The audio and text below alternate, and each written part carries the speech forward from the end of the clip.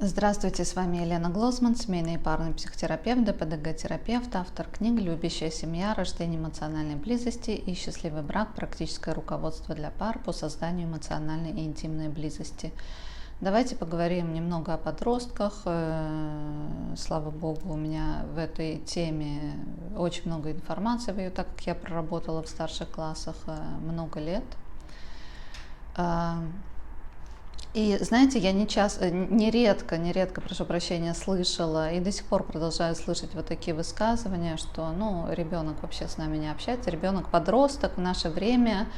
Это, знаете, терминология, которая относится к детям от 10 до взрослых уже 30 лет. Да, как бы немножечко так преувеличено, на мой взгляд, но неважно. То есть, в принципе, с 10 лет это уже считается ребенок-подросток. И вот такие обычно были, и до сих пор присутствуют высказывания родителей, что вот ребенок с нами не общается, мы вообще не понимаем, что и как, он там или она заходит в комнату, и дверь практически не открывает, и, значит, все нормально, я не знаю, он какой-то нелюдимый, он какой-то вообще не общается, непонятно вообще, что с ним происходит, наверное, подростковый возраст. Я соглашусь, что в подростковом возрасте, да, есть такие элементы, когда ребенок действительно хочет чувствовать себя более взрослым, более независимым, соответственно, больше времени, скажем, начинает проводить в своей комнате, со своими друзьями, в своих играх, да, как бы часть этого она присутствует, но не целиком. То есть если ребенок полностью от вас отстраняется и полностью уходит там в свой какой-то мир, это не есть норма, это не есть здоровые отношения. И, во-первых, это говорит о том, что с вашим ребенком что-то происходит, а во-вторых, это говорит о том, что, возможно, у вас отсутствуют навыки коммуникации с вашим ребенком, потому что вы не понимаете, как бы, что с ним происходит. Теперь я, когда это говорю, знаете, многие люди, они почему-то считают, вообще в общении, скажем, между парами, в семье, многие люди почему-то считают, что они наделены какими-то сверхспособностями, да, то есть не имея здорового опыта в своей семье, не имея здоровых отношений в своей семье, возможно, их самих никогда не видели, да, то есть не было там никакой ни эмоциональной близости, никакого внимания, никакой проявления, скажем так, вот эмоциональности, да, как бы эмоциональной части любви. Но эти люди почему-то полностью уверены, что они как родители, они замечательные родители, потому что они так много стараются, они так много делают, понимаете. И мне как бы с одной стороны чаще всего родители действительно вкладываются в своих детей. Вот я говорю сейчас про поколение сегодняшнее, да, они дают намного больше своим детям того, что они получили сами, да, и, соответственно, ожидание от того, что будет какое-то, знаете, что это будет оценено, что это будет... То есть я могу понять эту часть. И, то есть это действительно печально, когда человек вкладывает всего себя, и многие не могут себе позволить ничего, скажем так, для себя. Они действительно вкладываются в воспитание детей, в образование детей. Они действительно все деньги, все ресурсы, все их внимание как бы наделено на это. Но как создать эту эмоциональную близость со своим как бы подростком, они просто не знают. Да? То есть я не говорю это сейчас как обвинение, я говорю это как констатация факта. И замечательный пример, знаете, я вам хочу сказать, что есть прекрасное произведение, это классика «Над пропастью во ржи», которое было написано еще в 50-х годах Джеромом Селлинджером. И почему-то это произведение, знаете, оно испокон веков, с того времени, когда почему-то оно считалось, что это произведение для подростков. Там очень много, скажем, нецензурной лексики идет, да, то есть повествование ведется от 17-летнего подростка, главного героя. И я вам хочу сказать, что в принципе для родителей, которые хотят понять вообще мир своего подростка и заодно вспомнить, как это было с ними, я очень рекомендую прочитать это произведение. Потому что, знаете, ну вот вкратце, в двух фразах я хочу сказать, потому что вот все, что происходит с этим ребенком, который, на мой взгляд, ну просто вот чистый ребенок, чистый, как бы чистая душа, чистые как бы мысли, возмущение, почему вот происходит так, как это все происходит, и отношение к нему взрослых, где нету вообще коммуникации, причем нет коммуникации ни с кем. И взрослые почему-то считают, что коммуникация проявляется в том, чтобы прочесть нотацию.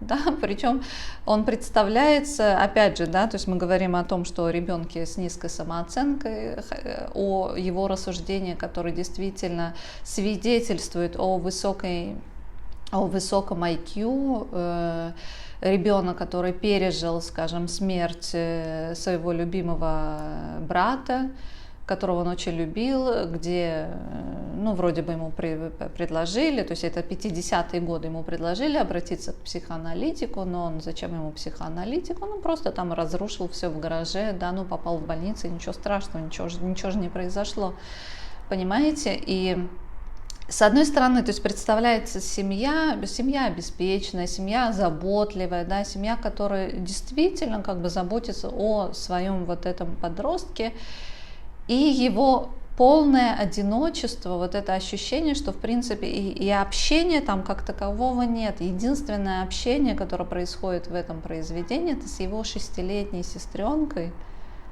6-летней, понимаете, которой он чувствует, что она действительно его понимает. Как разговаривать с подростком? Поверьте мне, понимаете, общение с другим человеком, и вне зависимости, муж ли это ваш, жена ли это ваша, соседи, подросток, ребенок 3-летний, понимаете, начинается с проявления уважения, понимаете, не с игнорирования, не с пренебрежения, а с уважения.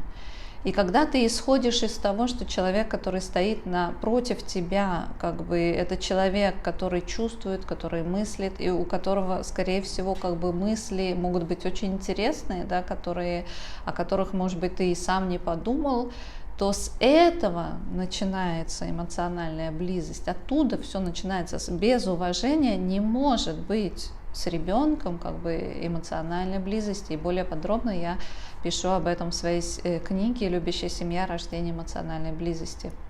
Вообще вот все общение, как общаться с ребенком, как это. Эта книга предназначена для родителей, у которых дети, я не знаю, от рождения и до взрослого возраста, понимаете. И поэтому методы, как именно общаться, то есть все это описано, но основа всех основ – это проявление уважения. И уважение, да, и для тех, кто действительно решат прочесть это произведение, вы увидите, что уважением там просто даже не пахнет, да, то есть что приводит в конечном итоге к проблемному поведению.